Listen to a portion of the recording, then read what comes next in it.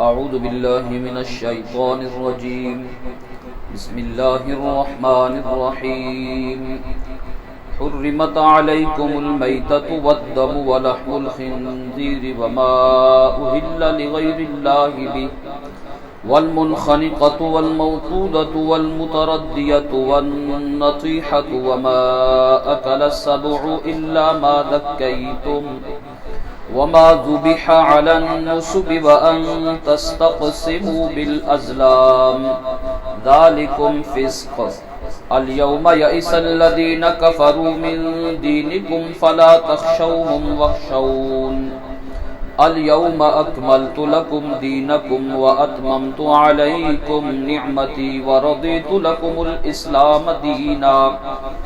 فمن اضطر في مخمصة غير متجانف لإثم فإن الله غفور رحيم حرمت علیکم المیتۃ، تمہارے اوپر مردار حرام کر دیا گیا ہے،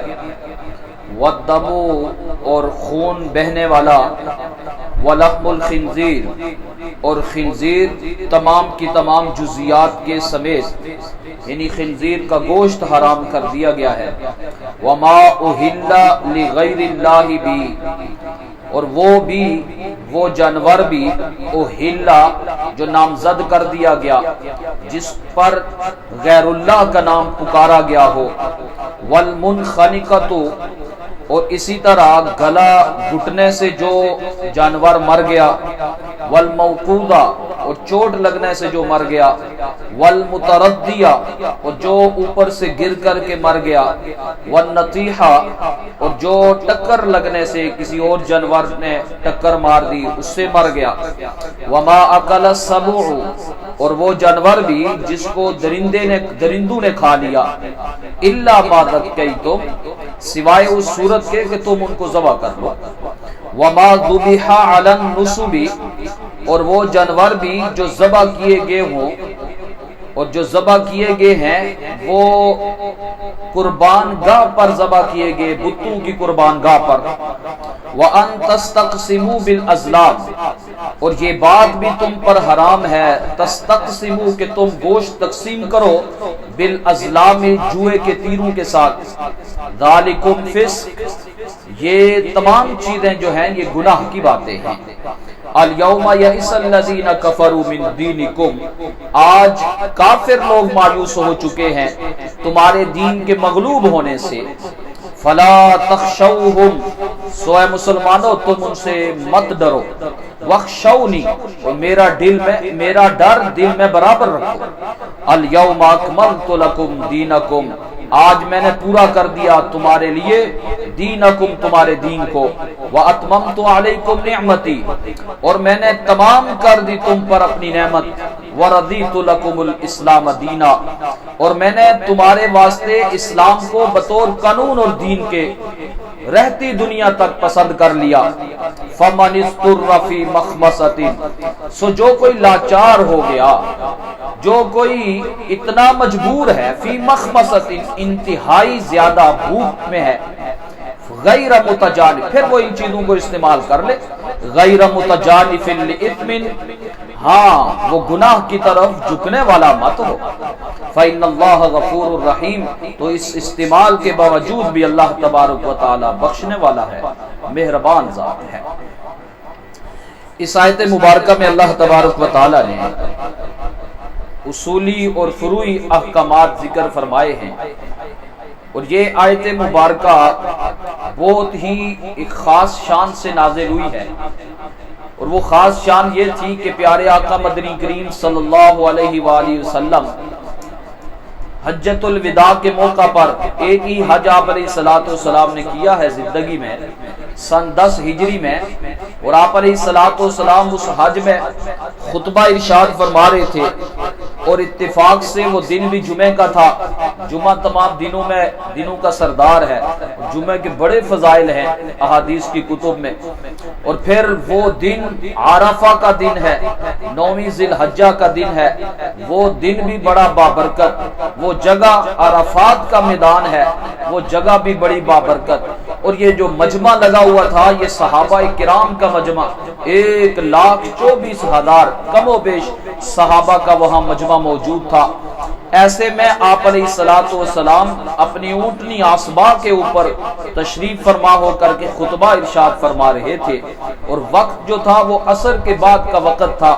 اور عصر کے بعد کا وقت تو عام دنوں میں بھی عصر کے بعد کے وقت کی بڑی ایک قدر و قیمت ہے اور بڑا مبارک وقت اس کو کہا گیا، اسی لیے عصر کے بعد آپ نفل نماز نہیں پڑھ سکتے، نفل نماز سے روک دیا گیا ہے کہ عصر کے بعد نفل مت پڑھ، کہ یہ پورا کا پورا وقت جو ہے نا یہ فرض کے لیے مقرر کر دیا ہے کہ فرض کے بعد آپ نفل نہیں پڑھ سکتے، ہم پہلے پڑھ سکتے۔ تو یہ ساری کی ساری چیزوں کے ہوتے ہوئے آپ علیہ الصلوۃ والسلام کے اوپر یہ آیت مبارکہ نازل ہوئی، اور یہ آیت مبارکہ جب نازل ہو رہی تھی تو وہ اونٹنی جو ہے نا جس پہ آپ علیہ الصلوۃ والسلام سوار تھے وہ اس وحی کا بوجھ برداشت نہ کرتے ہوئے نا بیٹھ گئی، تو پھر پیارے آقا علیہ الصلوۃ والسلام اس سے اتر گئے۔ بہرحال یہ اس موقع پر نازل ہوئی، اور یہ اتنی قیمتی آیت ہے کہ یہودیوں نے حضرت عمر فاروق رضی اللہ تعالی عنہ سے جا کر کے کہا تھا کہ تمہاری کتاب میں ایک ایسی آیت ہے کہ اگر وہ آیت ہمیں ملتی نا تو ہم اس دن عید مناتے،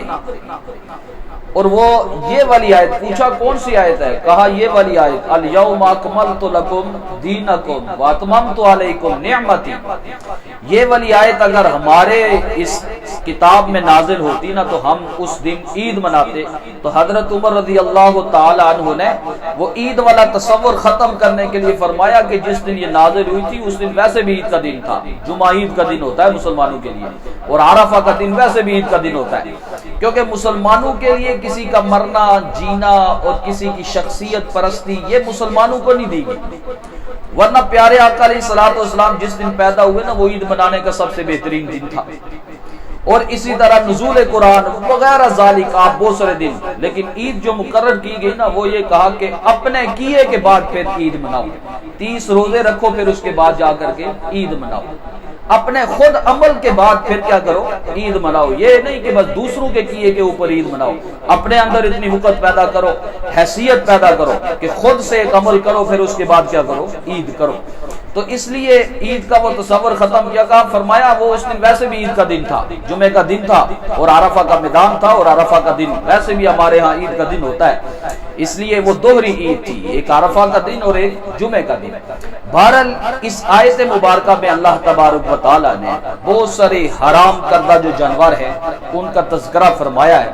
فرمایا حرمت علیکم المیتہ، تمہارے اوپر مردار حرام۔ اب کوئی کہے مردار کیوں حرام، تو بس وہ پیچھے والی آیت ذہن میں رکھے، ان اللہ یحکم ما یری، اللہ جو چاہتا ہے وہ کیا کرتا ہے فیصلہ کرتا ہے، حکم دیتا ہے، بس تم مانو۔ اب بعض لوگ نا ویسے انجانے میں اس طرح کی بات کر دیتے ہیں، لو جی جس کو خود مارتے ہیں وہ کھاتے ہیں، جس کو اللہ مار دے نہیں کھاتے، جس کو خود مارتے ہیں وہ کھا لیتے ہیں، اور جس کو اللہ مارتا ہے اس کو نہیں کھاتے، وہ جس کو اللہ مارتا ہے اس کو اس لیے نہیں کھاتے کہ اللہ نے کہا ہے نہ، اللہ نے کہا ہے نہ کھاؤ، ان اللہ یحکم ما یرید، اللہ کو کوئی پوچھ تو سکتا نہیں کہ تو یہ فیصلہ کیوں دیتا ہے، آپ نے یہ حکم کیوں ارشاد فرمایا، تو فرمایا مردار جس کی جان جو ہے وہ طبعی طور پر نکل گئی ہو، ایسا جانور جو ہے وہ مردہ کہلاتا ہے، اس مردار کو مت کھاؤ کیونکہ اس میں جسمانی طور پر تمہارے لیے لا محالہ کچھ نہ کچھ ضرر ہے، اس لیے اللہ نے روک دیا ہے، یا روحانی طور پہ تو ہے ہی ہے کہ مردار کھا کھا کر کے تو بندہ سستی اور کاہلی کا شکار ہو جاتا ہے، عبادات میں پھر دل نہیں لگتا، حرام کھاتا ہے۔ تو فرمایا پہلی چیز جو تمہارے اوپر حرام ہے وہ ہے مردار، دوسری چیز والدم، خون بھی تمہارے اوپر حرام، لیکن یہ مردار میں دو چیزیں جو ہے نا وہ حلال ہے، حدیث میں اس کی چونکہ استثناء موجود ہے، ایک مچھلی اور دوسری ٹڈی، یہ دونوں چیزیں آپ علیہ الصلوۃ والسلام نے حدیث میں ان کا استثناء فرمایا کہ ہمارے لیے احلت لنا المیتتان، ہمارے واسطے دو مردار کیا ہے حلال ہے، ایک مچھلی ہے اور دوسری ٹڈی ہے، جو ابھی پچھلے دنوں میں یہ بڑا وہ کھیت صاف کر گئی تھی، وہ والی ٹڈی اور ایک مچھلی، یہ دونوں چیزیں بغیر ذبح کیے کھا سکتا ہے مسلمان۔ دوسری چیز جو حرام ہے فرمایا دم، اور دم کا پہلے تذکرہ ہو چکا ہے کہ دم سے مراد ہے دم مسفوق، ذبح کرتے وقت جو خون نکلتا ہے وہ خون بھی حرام ہے، اس کی خرید و فروخت بھی حرام ہے، اس کو استعمال میں لانا بھی حرام ہے، کسی طرح بھی مسلمان اس سے فائدہ نہ اٹھائے، یہ بھی حرام ہے۔ البتہ دو خون جو ہے نا، ایک جگر اور دوسرا تلی، یہ دو خون بھی آپ علیہ الصلوۃ والسلام نے مستثنا کرا دیے کہ یہ دو کھا سکتے ہو، تلی بھی کھا سکتے ہو، جگر والا جو ٹوٹا ہوتا ہے وہ خون والا وہ بھی کھا سکتے ہو، یہ دو چیزیں اس میں سے مستثنا ہے۔ وَلَحْمُ الْخِنْزِيرِ،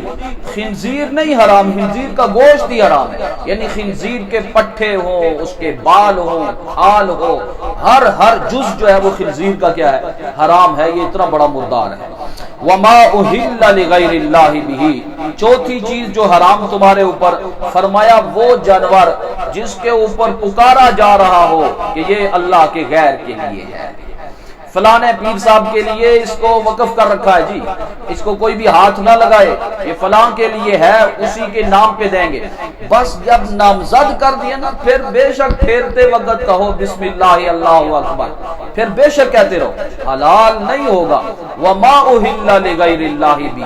جو نامزد کر دیا شروع سے پیدا ہو، یہ چونکہ عرب کے جاہل لوگ جو ہے وہ پہلے سے کہہ دیتے تھے یہ جو حمل ہے نا، یہ ہمارے فلانے بت یافس کے لیے ہے، سام کے لیے، فلانے کے لیے، وہ پہلے سے مقرر کر دیتے تھے۔ تو اسی طرح اگر کسی جانور کو یوں بتوں کے نام پر یا کسی بھی نام کے نام پر یوں بول دیا جائے، یعنی بول دیا جائے، اس کے اوپر پکارا جائے کہ یہ فلاں کے لیے ہے، بس وہ حرام ہو گیا۔ اب بے شک چھری پھرتے وقت بسم اللہ اللہ اکبر بھی کیوں نہ پڑے، وہ حرام ہے۔ یہ چار جانور، اور اس کے بعد فرمایا والمنخنقۃ، والمنخنقۃ، گلا گھٹنے سے جو جانور مر گیا، مثلا یہ کہ رسی کا پھندا پڑا اور گھٹنے سے مر گیا، یہ بھی مردار میں داخل، مردار میں داخل۔ لیکن پھر اس کو الگ سے کیوں تذکرہ کیا؟ اس لیے کیا کہ خصوصیت کے ساتھ ایسا جانور جب وہ رسی اس کے گلے میں پڑتی تھی نا اور وہ گلا گھٹنے سے مر جاتا تھا تو عرب اس کو بڑے رغبت سے کھاتے تھے، وہ مشرکین عرب، اس لیے خصوصی طور پہ نام لے کے کہہ دیا کہ یہ، مثلا آپ جب کسی کوئی مجمع ہے، آپ نے سب کو بلایا کہ بھائی سارے کے سارے بندے جو ہیں وہ ہماری افطاری میں شریک ہو جاؤ، اب سارے میں تو سارے آ جاتے ہیں، لیکن آپ نے دیکھا کہ بعض لوگ جو ہے نا وہ اس میں ذرا سستی کرتے ہیں، آپ نام لے کے کہتے ہیں وہ فلانا بندہ بھی لازمی آئے، یہ نام جو ہے اس کو کہتے ہیں تخصیص بعد از تعمیم، یہ بھی ایک کلام کا ایک طرز ہوتا ہے، طریقہ کار ہوتا ہے، لہذا یہ فرمایا کہ تم اس منخنقہ، گلا گھٹنے سے جو مر گیا مت کھاؤ، والموقوذہ، اور اسی طرح چوٹ لگنے سے جو مر گیا، یا جس کو خوب کوٹا گیا، مارا گیا اور ضربیں مار مار کے اس کو مار دیا گیا، ایسا موقوذہ جانور ہے۔ اس موقوذہ جانور میں وہ جانور بھی آ جائے گا کہ جس جانور کو بندوق کی گولی سے مارا ہو، بندوق کی گولی سے جس کو مارا ہو، کہ حضرت ابن عمر رضی اللہ تعالیٰ عنہ ارشاد فرمایا کرتے تھے المقتولۃ بالبندقہ،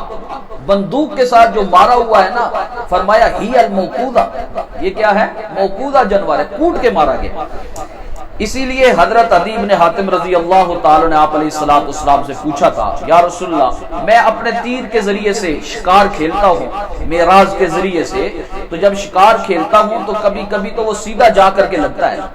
کبھی ایسے جا کر کے نا چوڑائی میں جا کر کے لگتا ہے، تو اس سے جانور مر جاتا ہے، تو کیا کھا لوں؟ آپ علیہ الصلوۃ والسلام نے ارشاد فرمایا ایسے جا کر کے لگے نا، اس کا وہ پھاوڑے والا حصہ نہ لگے بلکہ ایسے چوڑائی میں جا کے لگے، پھر مت کھاؤ، یہ موقوذہ ہے۔ اور اگر ایسے تیر لگے کہ اس کو پھاڑ دے پھر خون نکل جاتا ہے تو پھر کھا لو، لیکن شرط یہ ہے کہ تیر پھینکتے وقت تیر کے اوپر بسم اللہ اللہ اکبر کہہ لیا ہو۔ تو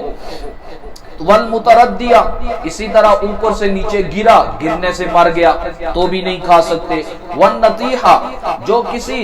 کی ٹکر سے مر گیا، باہر جا رہا تھا گاڑی والے نے ٹکر مار دی، یا دوسرے جانور نے سینگ مار کر کے اس کو مار دیا، یہ بھی حرام ہے۔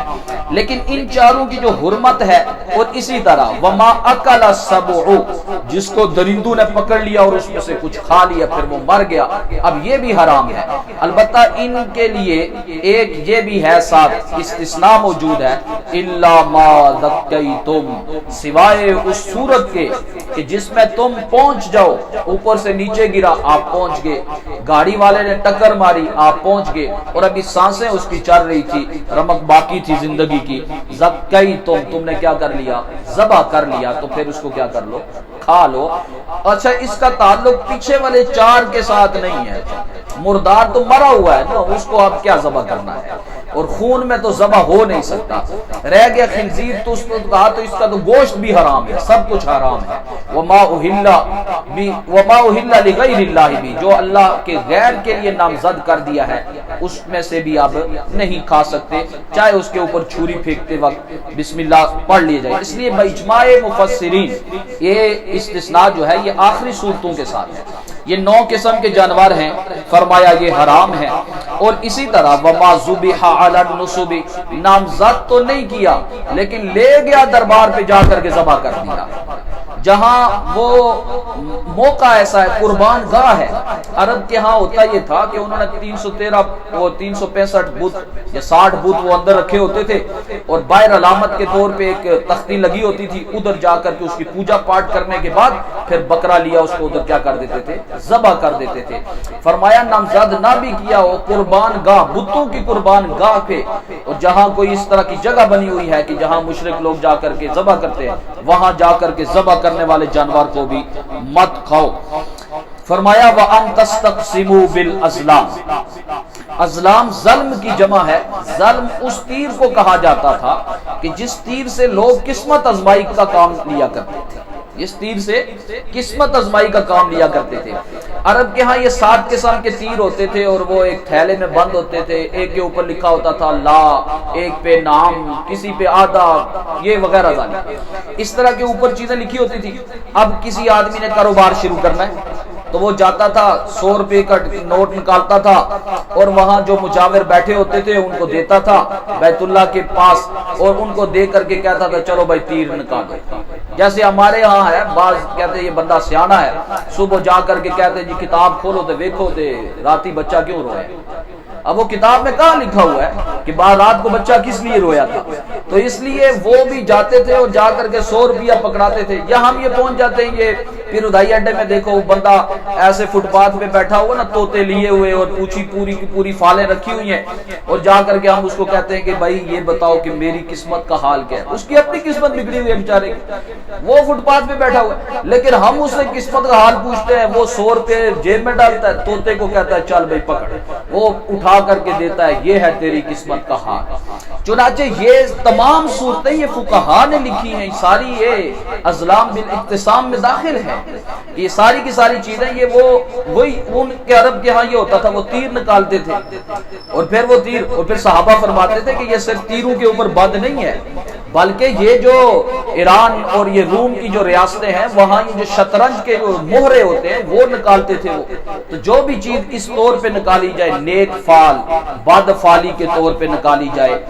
اور پھر اس سے غیب کا علم معلوم کیا جائے، یہ ساری کی ساری چیزیں اس چیز میں داخل ہیں۔ تو عرب وہ جاتا تھا کہ میں نے کاروبار شروع کرنا ہے، تم تیر نکال کے بتاؤ۔ وہ تیر نکالتا تھا، اوپر لکھا ہوتا تھا لا، تو وہ کہتا تھا نہیں۔ سفر کے لیے جانا ہوتا، نکلتا نعم، تو چل پڑتا، کیونکہ جی ہاں جائیے جی۔ اب وہ تیر اس کو بتا رہا ہوتا تھا کہ تیری قسمت کیسی ہے، تو جا سکتا ہے کہ نہیں جا سکتا۔ فرمایا وَلَا تَسْتَقْسِمُوا بِالْأَزْلَامِ، یہ جو بت ہے نا، جوئے کے جو تیر ہے، ان کے ساتھ تقسیم مت کرو۔ اور پھر ان کے ہاں ایک اور رسم جو تھی نا، وہ خصوصی طور پر وہ یہ ہوتی تھی کہ 7 بندے مل کر کے نا پیسے جمع کرتے تھے۔ پیسے جب جمع ہو جاتے تھے تو پھر وہ ایک اونٹ خریدتے تھے، اونٹ کو ذبح کر کے نا پھر اس کے گوشت بناتے تھے، اور پھر یہ تیر نکالتے تھے، اور تیر بتاتا تھا کہ فلانے کو کتنا حصہ ملنا ہے۔ کسی پہ لکھا ہوتا تھا نصف، یعنی آدھا گوشت اس کا، پیسے سب نے برابر رکھے ہوئے۔ کسی پہ لکھا ہوتا تھا کہ صبح 7واں حصہ اس کا، کسی پہ لکھا ہوتا تھا کہ کچھ بھی نہیں اس کا، اس کو کچھ بھی نہیں ملتا۔ یہ سارا لاٹری سسٹم جتنا بھی ہے یہ سارا کا سارا اس میں شامل ہے۔ فرمایا کہ اس طرح مسلمانوں تم یوں قسمت آزمائیاں مت کرو، بلکہ یہ تمہارے لیے حرام ہے۔ ذالکم فسق، جتنی بھی چیزیں بیان کی ہیں یہ ساری کی ساری کیا ہے، گناہ کے کام ہے، چھوڑنا ضروری ہے۔ اور پھر وہ کیفیت بھی بتلا دی، کیونکہ یہ آپ ذہن میں رکھیں کہ یہ آیت مبارکہ نازل ہوئی ہے 10 ہجری میں، اور پیارے آقا علیہ الصلوۃ والسلام اس 10 ہجری کے بعد، یہ 10 ہجری میں خطبہ حجۃ الوداع کے بعد 81 دن آپ علیہ الصلوۃ والسلام پھر حیات رہے ہیں، اور اس کے بعد آپ علیہ الصلوۃ والسلام اس دنیا فانی سے کوچ فرما گئے، اور پھر ربیع الاول کے 12 تاریخ کو آپ علیہ الصلوۃ والسلام کی وفات ہوئی۔ تو فرمایا ذالکم فسق، یہ فسق ہے، اور الیوم یئس الذین کفروا من دینکم، آج کافر لوگ تمہارے دین سے، مطلب کیا تمہارے دین سے، یعنی تمہارے دین کے مغلوب ہونے سے، کہ اب اسلام مٹ بھی سکتا ہے، بالکل مایوس ہو چکے ہیں، نا امید ہو چکے ہیں۔ وہ جو چڑھائیاں کی تھی انہوں نے آ کر کے اس مدینہ کی چھوٹی سی ریاست کو ختم کرنے کے لیے خندق جب آپ علیہ السلام نے کھودی،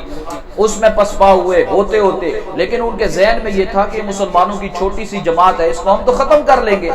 آج فرمایا کہ آج وہ دن آ گیا ہے کہ وہ کافر لوگوں نے دلوں سے خیال ہی نکال دیا کہ اب مسلمان مٹ سکتا ہے۔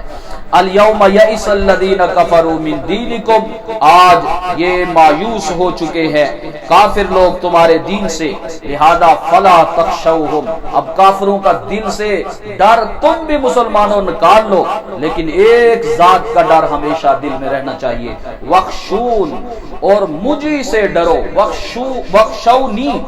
یہ نی ہے، نون وقایا یا ضمیر کی ادھر محذوف ہے، اور یہ عام طور پہ عرب کی اس گرامر کے لحاظ سے اس کو حذف کیا جاتا ہے، وخشونی، اور مجھے سے ڈرتے رہو۔ الیوم اکملت لکم دینکم، آج میں نے تمہارے واسطے تمہارے دین کو کیا کر دیا، پورا کر دیا، واتممت علیکم نعمتی، اور میں نے پوری کر دیا تم پر اپنی نعمت، یعنی وہ سلسلہ جو کہ دین کا حضرت آدم علیہ السلام سے، اور نعمت کا جو سلسلہ حضرت آدم علیہ السلام سے چلا تھا، موقع بموقع، وقت کے لحاظ سے، لوگوں کے اس لحاظ سے، جو اس وقت کی ضروری احکامات تھے، وہ دیتے آج کے دن یہ پورے کی پوری نعمت ہے مسلمانوں تمہیں دی۔ آج تمہارا دین پورا ہو چکا ہے، اور اس وقت جو جماعت تھی وہ آپ علیہ السلام کے ساتھ، کس کی جماعت؟ صحابہ کرام،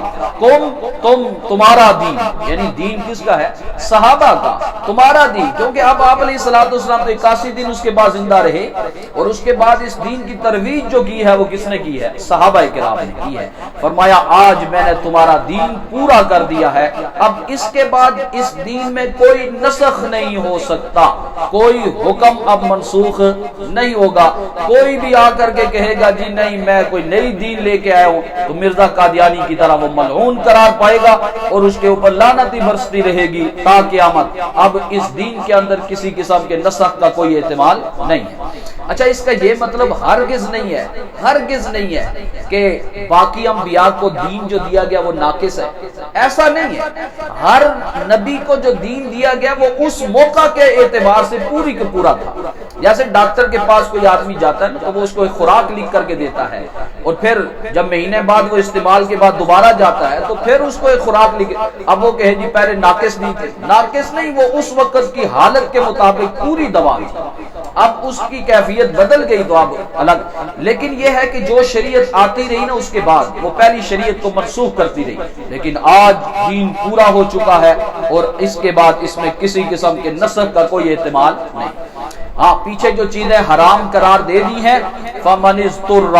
فِي مَخْمَصَةٍ، شدید بھوک کی حالت میں جو آدمی لاچار ہو گیا، تو ایسے آدمی کو گنجائش ہے ان حرام چیزوں کو استعمال میں لائے، لیکن غیر متجانف لِإِثْمٍ، گناہ کے ارتکاب اور گناہ کی طرف جھکنے کی نیت سے نہیں، بلکہ صرف اور صرف زندگی کی یہ سانسیں بہار رکھنے کے لیے کھا سکتا ہے۔ ان اللہ غفور الرحیم، بے شک اگر ایسی صورت میں کوئی آدمی کھائے گا تو اللہ بخشنے والا ہے، مہربان ہے، جو کہا اللہ تبارک و تعالی سمجھ عطا فرماتے ہیں۔